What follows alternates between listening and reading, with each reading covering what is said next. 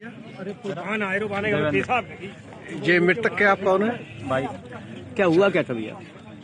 ये मंडी से आ रहे, मंडी आते समय किसी वजह से हम लोग तो थे नहीं मौजूद, तो ये जो एलटी लाइन चल रही है इस पर करंट लग गया। नहीं तो इसमें क्या बिजली की सप्लाई चलती है क्या? जी, बिजली की सप्लाई चलती है। रीजन क्या है उसका? ये अवैध ट्रस्ट की जमीन है।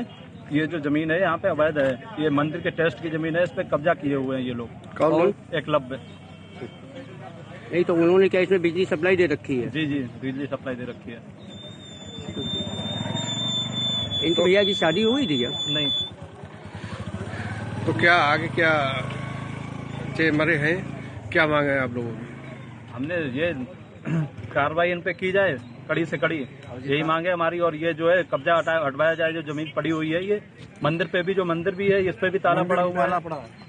और ये हमारा रोड पे ही तार लगा तार हटाओ। यह मंदिर की जमीन है।